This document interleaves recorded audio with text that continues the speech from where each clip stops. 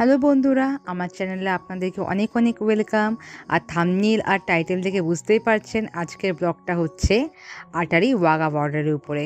আমি second time পাঞ্জাবে ঘুরতে এলাম, আর ওয়াঘা বর্ডারেও আমি এর আগেও এসেছি। তো আপনাদের সাথে আমি কিছু রুলস আর আমার এক্সপিরিয়েন্স শেয়ার করছি।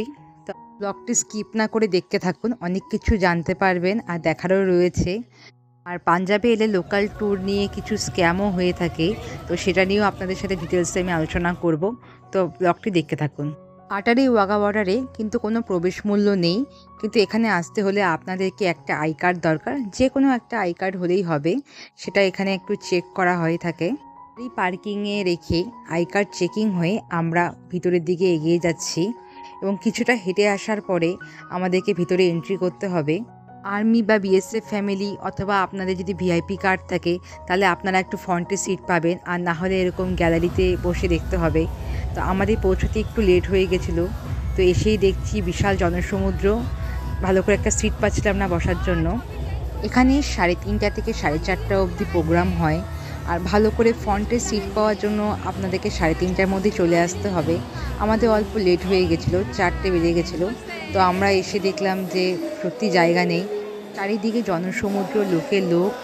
আর এই যে আমাদের ইন্ডিয়ান ফ্ল্যাগ আর এদিকে পাকিস্তান ফ্ল্যাগ, এটা একটা অন্যরকমই অনুভূতি। এই তো মনে হচ্ছে সামনেই পাকিস্তান, একদম ছুঁয়ে দেখতে পারবো, এতটাই সামনে।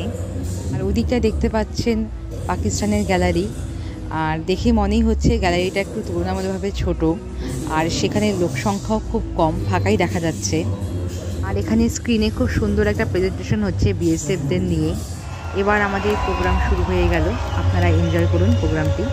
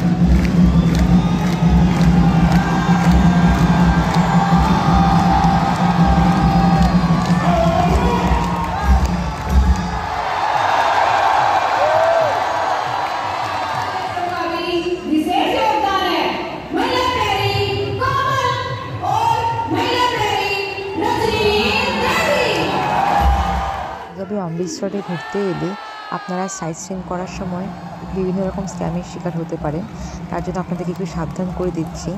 আপনারা যখন কোনো এজেন্সি মারফত সাইট সিইংগুলো করবেন, তখন ওরা যে টাইম দিবে দেখবেন যাতে সকাল থেকে আপনারা ঘুরতে পারেন।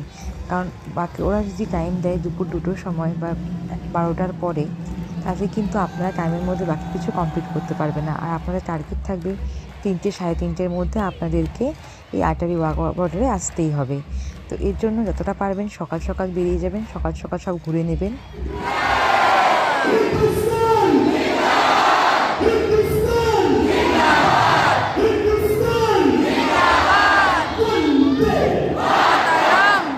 আপনারা দেখতেই পাচ্ছেন গ্যালারিতে কীরকম শয়ে শয়ে লোক, আর খুব সুন্দরভাবে এখানে একটি সন্ধ্যাকালীন প্রোগ্রাম চলছে।